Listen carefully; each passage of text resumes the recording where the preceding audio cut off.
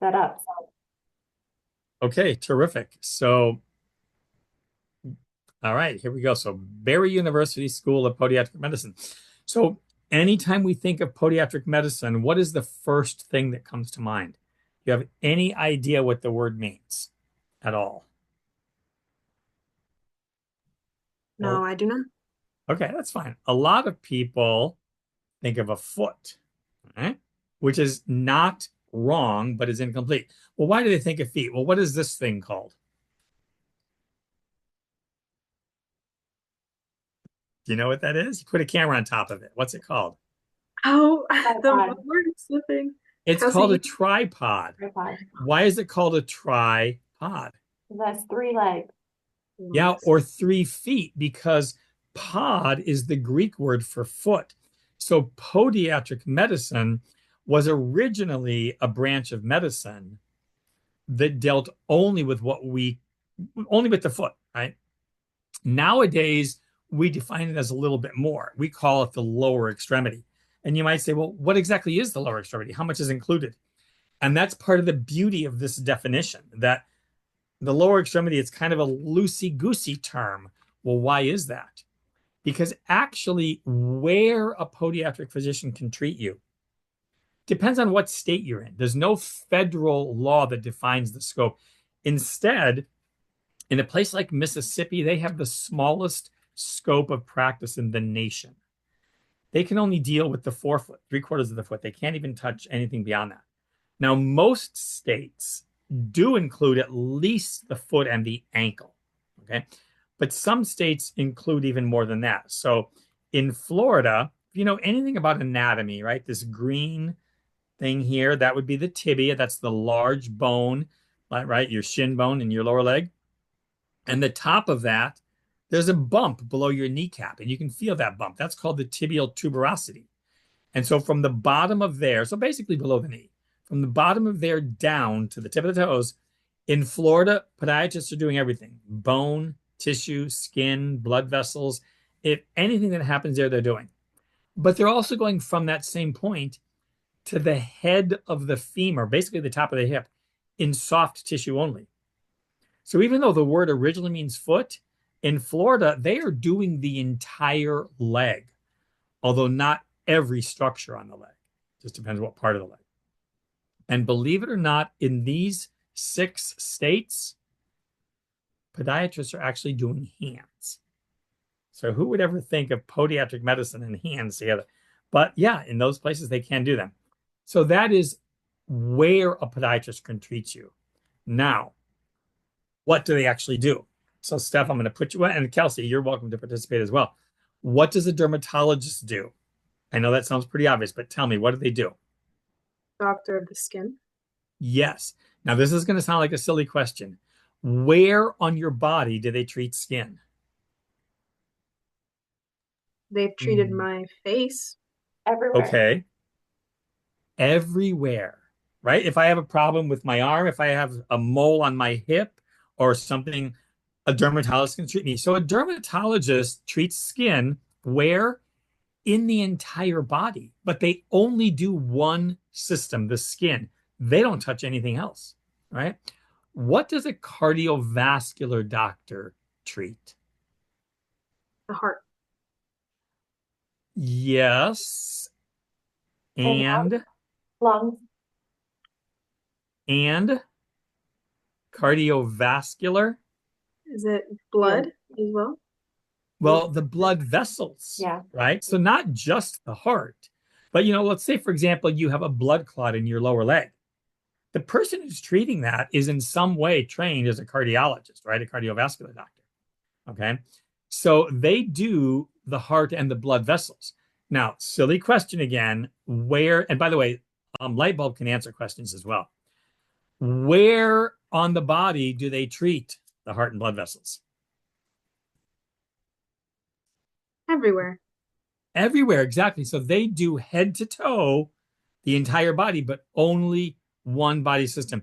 Hey, Sam, welcome. I'm Dave Fletcher from Barry University School of Podiatric Medicine, and we are talking right now about what podiatric medicine is. All right. So one body system, the entire body. So And Sam, feel free to jump in here. What does an orthopedic surgeon treat? An orthopedic surgeon, are they not the entire leg, I believe? Little more than that. Steph, you want to take a shot? Is it Yes. joints? Yes, it's actually the musculoskeletal system, right? So it would be joints, it would be bones, ligaments, things that are attached to our musculoskeletal system, right? So, basically bones, right? Anything connected to them. And this is going to sound silly, but where on your body do they treat those? Everywhere. You know where we're going with this, Steph. Everywhere, right? Because you got bones everywhere, right? So these three doctors, a dermatologist, a cardiovascular doctor, an orthopedic doctor, they treat the entire body, but only one body system. A podiatric doctor does every body system in one place, right? So if I have a rash on my foot, and I go see Dr. Steph and I say, Dr. Steph, I got this really weird rash on my foot, right? And you say, I know how to fix that. And you treat my rash. What kind of medicine are you practicing, Steph?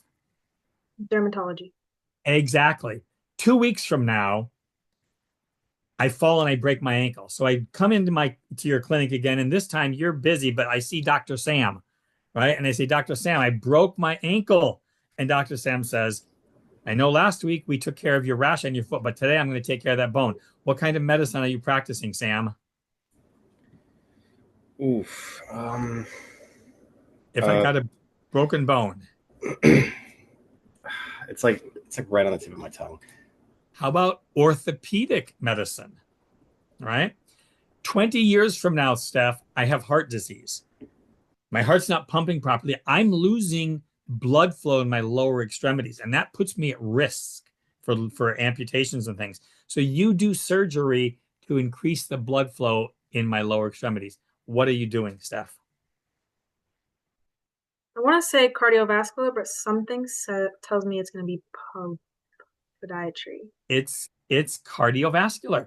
It is But you see, cardiovascular. Steph, in the first case, you're doing dermatology. In the second case, you're doing orthopedics. In the third case, you're doing cardiovascular. But in every case, you are doing podiatric medicine because a podiatric physician is every kind of doctor, but always limited to the lower extremity. Now, so that's why we say they treat conditions of the foot, ankle, and lower extremity depending exactly what state we're in, right? Now, Steph, you asked earlier about are there subspecialties, right? So even though you're always going to be treating the lower extremity, right? There are subspecialties, right? So primary care, lots of times a person will come in to see a podiatric physician, not really fully knowing why they're there, but they know, oh, I got a foot pain. I need to go see my doc. That doctor might find, for example, that pain is caused by arthritis.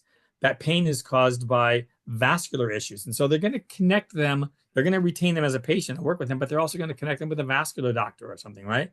So primary care is a big thing. Here's an interesting thing. Every single podiatric doctor is a surgeon or will be a surgeon, right? They're training. And we'll talk a little more about this, but these are some of the cool surgical things that we can do. This is called an external fixator. Here's a cool surgery. Can you handle it? Should I go back? You're good. You're good? Okay. So here's a cool surgery that one of our professors at the university did. So take a guess what happened to this person. Any ideas? And I know you guys aren't physicians. You maybe have never seen anything like this, but this is kind of a cool thing. So what happened? Take a wild shot if you're not sure. Maybe something really heavy fell on their foot. Something fell on the foot. That is not what happened. Okay. Lots of people think this was something like a gunshot, a small entry wound and a large exit wound, or maybe a rod or something went clear through the foot. That is also not what happened, although it is the most common guess. This is what happened. Ooh. This was a shark bite. This guy was at the beach here in Miami, and he got bit by a shark, and he was brought into the ER in one of our clinics, and one of our doctors did this surgery. So this is the kind of thing that podiatrists treat, right? People, again, they have this common misconception that all they do is treat toenail fungus and warts and things. And actually, here's a pretty complicated surgery that one of our professors did. So biomechanics is another big thing for podiatric medicine. You know, sometimes the problem can be solved with surgery. We just saw a shark bite, right? We need surgery. Sometimes the problem might be solved with drugs. You know, you got an infection or a rash or something, so we give you some drugs. Sometimes the problem might be solved by changing the way you move. Podiatric physicians are specialists in understanding biomechanics, the science of human movement, right? And by analyzing your gait, the way you walk, the way you move, they can prescribe orthotics or other devices that can help change the way you're walking and relieve the pain there. So that's another option. What is podopediatrics?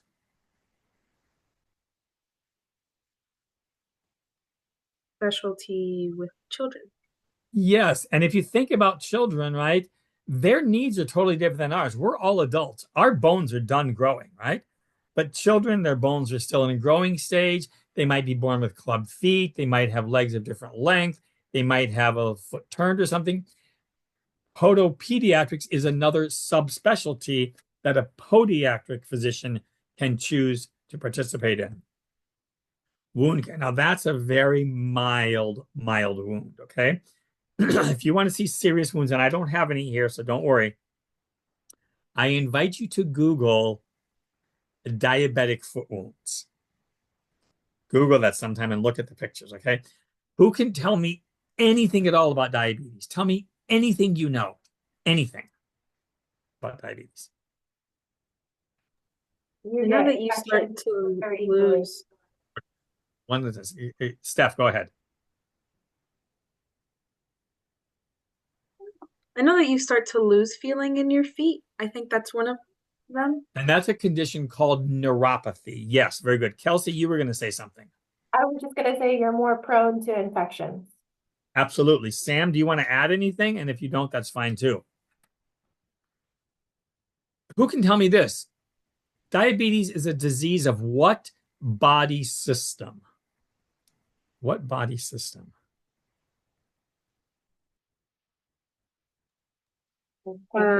It's something that processes the sugar. I'm not too. I don't remember. Well, insulin. I'm not asking for the organ, Okay. but you can tell me the organ. I was just going to say the pancreas. The pancreas is the organ which produces insulin, but what body system does the pancreas belong to? Digestive? Endocrine system. So diabetes is a disease of the endocrine system, right? But do you know where it most often shows up? In the feet. It's not a disease of the feet. It's a disease of the endocrine system, but it most often shows up in the lower extremities, right? And so, Steph, you mentioned neuropathy. That's a loss of feeling, right? So imagine that you're out for a hike, right? You get a pebble in your shoe. What are you going to do? Take off your shoe and take the pebble out. I mean, it's a no-brainer, right? Take the pebble out. But what if you have no feeling in there? You're going to walk all day on that pebble. You don't know what's in there. You get home at the end of the day, you jump in the shower, you look down, and there's blood on the shower floor. You're like, what the heck? And you look, and you've got this wound on your foot.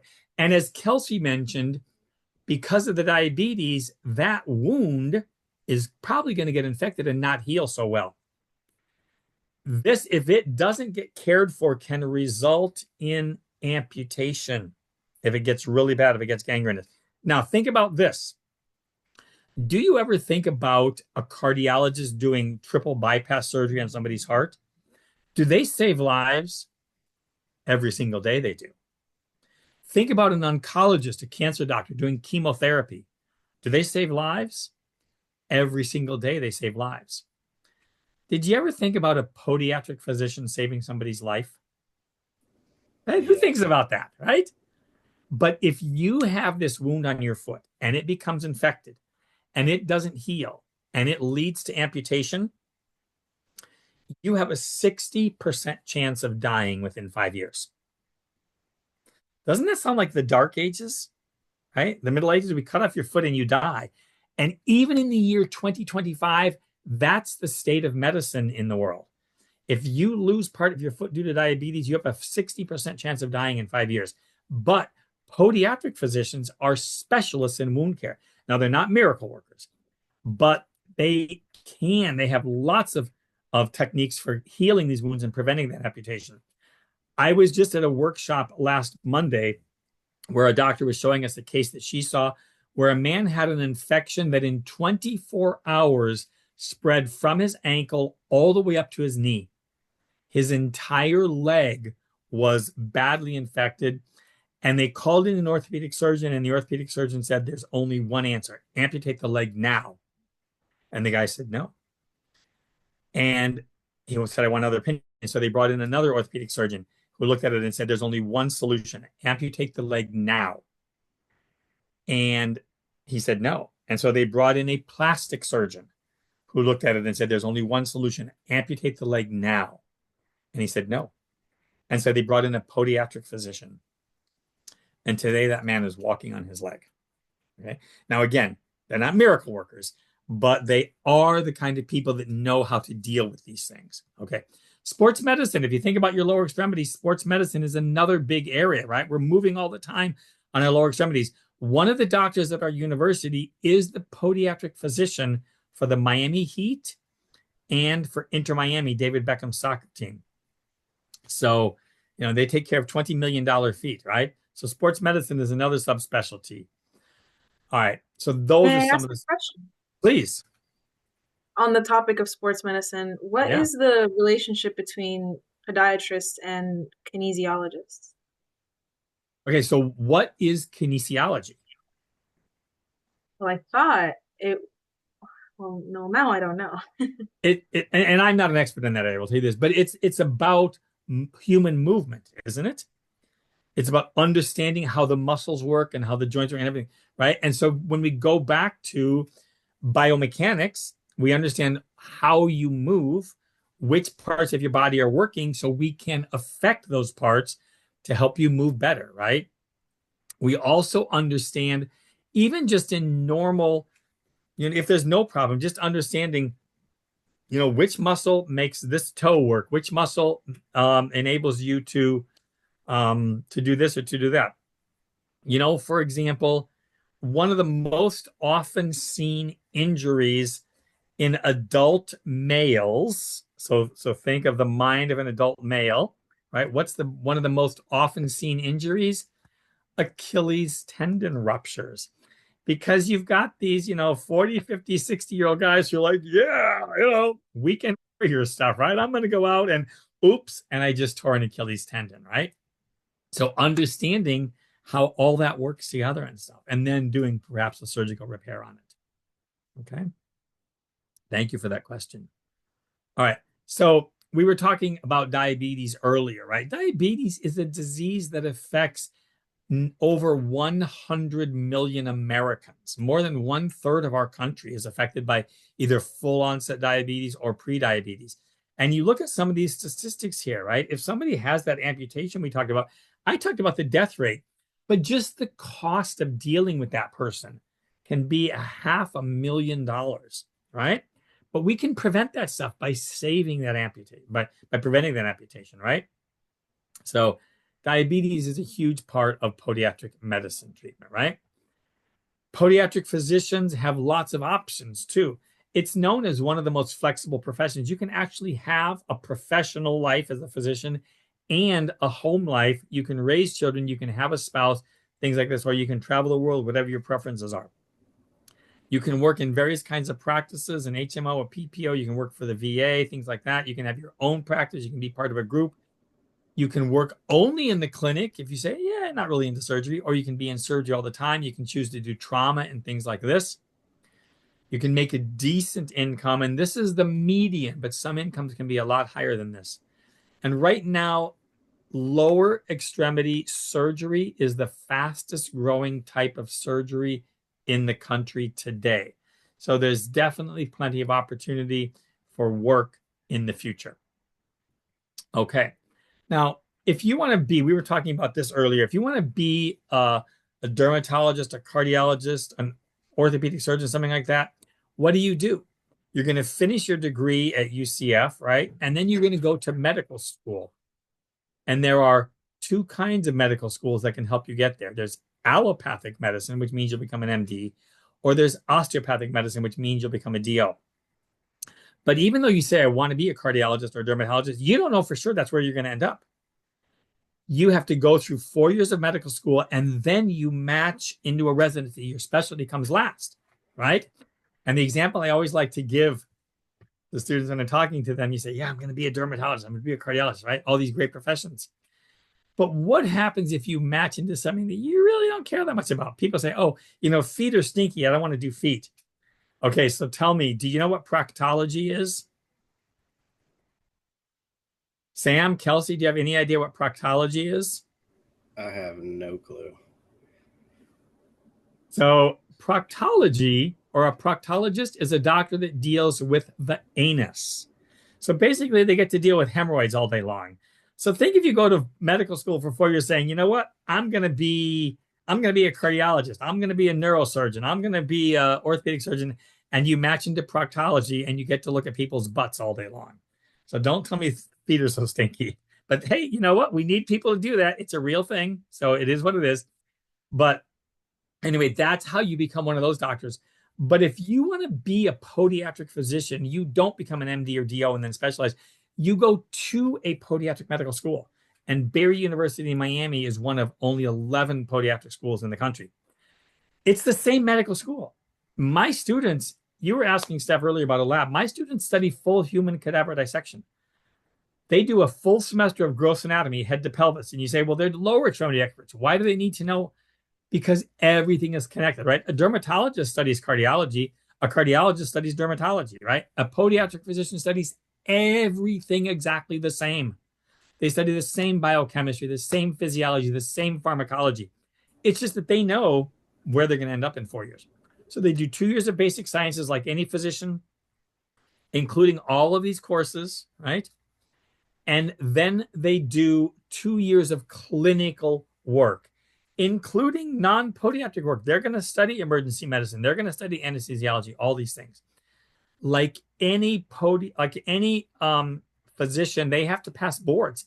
At the end of your second year, you have to pass boards part 1. And at the end of your 4th year, you have to pass boards part 2. The difference is you're not going to wonder, what kind of residency am I going to match into? Am I going to get to be cardiologist, proctologist, dermatologist? They know they are going to be a podiatric physician and they will get a 3-year surgical residency. You are 100% guaranteed to become a surgeon if you get a residency. Now, of course, the residency is never guaranteed, but Barry University for the last 4 years has a 100% residency placement. Every single student has gotten a residency, and every single student is a surgeon. All right. So we talked a little bit, or let's talk a little bit about the application process, right? This is the education process, but what does the application process look like? Well, obviously, we want your head, right? You've got to be smart. You've got to be able to handle the biochemistry and the sciences and anatomy and stuff, right? It's medical school like any other medical school in this country. But at Barry University, we also want your heart. You can be brilliant, but if you don't know how to deal with real people, maybe you belong in a lab dealing with cells that don't care how they get treated. But as a physician, you're going to be dealing with real people, with real situations. And how are you going to tell that person after everything you've tried, there's only one solution left and you're going to have to amputate that foot, right? You are going to forever change their life. You're dealing with real people. So these are some things that Barry University looks at in the application process. Barry is a Catholic university and we are involved in community service a lot, which is one of the reasons why we look for that heart aspect in applicants, right? Where do I want to go? Those are the other schools. These are things about Barry University. I want to get to the application process. These are some of our great results, some of the doctors that we work with. Okay, here we go. So what does it take to get into podiatric medical school? Well, most people don't know this. You can major in anything. Lots of people think if I'm going to be a doctor, I have to do pre-med, I have to do biology. That is not true at all. You can major in music, you can major in dance, you can major in history, you can major in athletic training, you can major in English. As long as you have the prerequisite courses, which are 8 credits in biology, minimum of 8 credits, 8 credits organic chemistry, 8 credits inorganic chemistry, 8 credits physics, and 6 credits English. Beyond that, you can major in anything. You also do not have to have a bachelor's degree, although usually 100% of our students do, but every once in a while we find somebody that doesn't. As long as you have at least 90 credits, so you've completed 3 years of your bachelor degree, you can actually apply to medical school at that point. Okay. And in many cases, some of our students have more education than this. They've done their bachelor's degree and then they've gone on for a master's or a doctorate somewhere. So that is also possible. But because we are looking for your head and your heart, yes, we're going to look at your GPA, of course. We're going to look at your MCAT, of course. You have to have some DPM shadowing, Doctor of Podiatric Medicine. You want to shadow a podiatrist, and I'll talk about that in a minute. But we want to look at your work experience, your volunteer experience, your teamwork and leadership. And then when you actually come for an interview, we're going to do some personality assessments because we're trying to figure out what's behind the head, right? Again, I keep talking about the heart. We want to know what drives you, what motivates you, what keeps you to it when things get difficult, okay?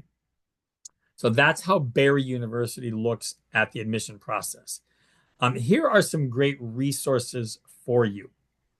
So if you want to, I don't know if you've shadowed professionals yet. Sam, I'm talking to you in particular. If you shadowed a doctor or a nurse or a physical therapist, lots of times it can be difficult. Have you done any shadowing, Sam? Well, it's a little easy for me. My father is a podiatrist. He owns his own practice. Sam, here, I'm talking like this and you're the expert. So you know all this stuff. Where does your dad practice, Sam? Tampa, Florida. And where did he go to school? Went to Maryland for his undergrad, went to Temple, which I don't believe exists anymore, for his residency in podiatry and all that stuff. It does exist still, actually. I dealt with a podiatrist in the Tampa area whose last name is Levine for a workshop maybe a year ago at USF. I wonder if he was the one. I think he was. He said that I told him about this Zoom call and he said he worked with some of you at USF. Okay, well, he was the one. Well, terrific. Anyway, so you have you worked with him? Do you go in his office? Do you see what he does? Oh yeah, I've seen him remove ingrown toenails. He showed us pictures of surgeries. I've seen him do most stuff. Okay, cool. Well then, anyway, but for people who are going to watch this recording, if you're down in the Miami area, Barry would love to have you come shadow. And it can be difficult to shadow physicians. That's kind of where I was going earlier, Sam. You call an office and you say, can I shadow? And they say, no, I'm too busy. I'm not interested, whatever. If you contact the Barry Foot and Ankle Institute, and we have 3 clinics there in South Florida, you will 100% of the time get a yes. They would love to have you come shadow and see what a podiatric physician does, okay? If you're not in the South Florida area, but you're anywhere else in the U.S., you can go to Step Into Podiatry. You put your name, your address, and based on your zip code, they will show you podiatric physicians in that area. And that can be Tampa, that can be Chicago, that can be California, that can be Missoula, Montana. They will show you podiatric physicians in that area who have already listed themselves saying, yes, I would like to have a student come shadow me. So you will find lots of opportunities there to shadow. All 11 schools of podiatric medicine are members of the American Association of Colleges of Podiatric Medicine. And you can find lots more information and follow them at aacpm.org or at PodMed Colleges on Instagram. If you want to follow us at Barry, we're at barry.edu. That's pretty much a no-brainer. But on Instagram, you find us at BarryUPod. And you can follow us there, follow some of our doctors, things like that. If you need more information about Barry in particular, you can always reach out to me. This is my office number, And you can also email me podiatryadmissions@berry.edu. And then if you want to have an individual meeting with me, an online session, or come for a campus tour, if you go to this link right here, we can set you up with a tour. There are also other social media sources here, and these are going to be all for the National Association. So we've got a YouTube, we've got a TikTok, and so forth and so on. So follow any of us or all the association, all the schools there. That's kind of my presentation. So I'm open for questions. Thank you so much, Dr. Fletcher. That was an amazing presentation, and I hope that students will look at this recording in the future and get inspired about this different type of medicine that doesn't have a lot of universities in the country. And that was one of my questions. Why? Yeah, so podiatric medicine kind of grew up as its own discipline, right? It didn't come out of allopathic or osteopathic medicine.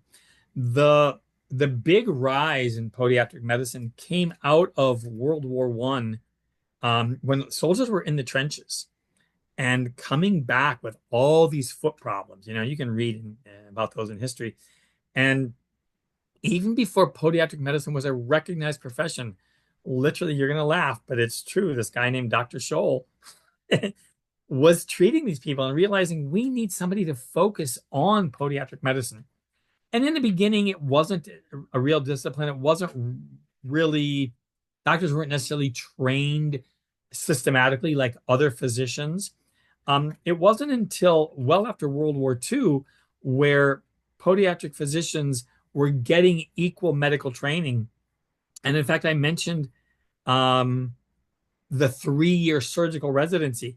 It wasn't until like the last 15 or so years that every podiatric physician is doing a 3-year residency.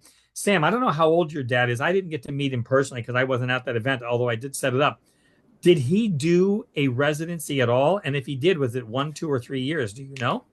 He did do a residency, and I believe it was 2 years. I could be wrong. It might have been 3, but I think it was 2.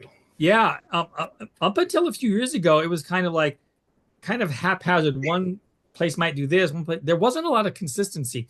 So now it's pretty much normalized. Every single podiatric physician who's graduating in the last like 10 years goes into a 3-year surgical residency. Okay. So that, in short, that's it, Steph. It's very interesting that I didn't know that there was a different field that was kind of hidden. Yeah. And a lot of people, you know, I deal with this all the time. I talk to advisors. I've talked to them at UCF. Kelsey was part of my group last fall. I go to college fairs and I talk to the advisors and say, you know, when a student comes in and says, I want to be a doctor, what do you tell them about podiatric medicine? And they're like, well, I usually don't tell them because I don't know very much. Or they'll say, well, the student doesn't ask me. And I very politely say, well, it's not the student's job to ask you. You're the advisor. It's your job to tell them even before they ask. But anyway, and it's a shame because podiatric medicine is not well understood. And Steph, I think you're probably a good example. You learned a few things today that you had no idea about, right? If you think about it, do we all know what a dentist is? Of course. Every one of us grew up going to the dentist once a year, right? Even if we hated it, we've seen dentists, right? Do you know what an MD or DO is? Yes, you do, right? You got sick once and you had to go to the emergency room. Dad, broke a leg. Mom had a baby. Grandma had open heart surgery. We all know what MDs and DOs are. We grew up with them all our lives. But how many of us have ever visited, except Sam, how many of us have ever visited a podiatric physician? Unless we have a lower extremity injury, we don't know what they are. And so one of my hopes is to just educate the public about what a podiatric physician is and the amazing profession that it is. So, I think you've done an amazing job at doing that today for me, for the students that'll watch this in the future, for Sam. Thank you so much, Dr. Fletcher. Thank you. It's been my pleasure. And Sam, if I can do anything for you. Sam, are you looking into podiatry? Oh, a little bit, mostly because my dad's done it, but I'm looking into it a bit. Okay, so you certainly know what it is. And what's your situation right now? I'm just a student here at UCF. What year are you? I am currently a sophomore. Okay, all right. So you're getting an early start into considering possible careers. Well, if you ever want to know more about Barry in particular, feel free to reach out to me. Happy to give you a tour of our campus or connect you with some of our students to talk about what things are like there. Oh, thank you And so thanks much. again to everybody. Let me end the PowerPoint. We don't need that anymore. Okay. Thanks everybody for participating. I really appreciate your enthusiasm. Thank you so Thank much you for for your Thank time. you. All right, take care. Bye-bye. bye-bye.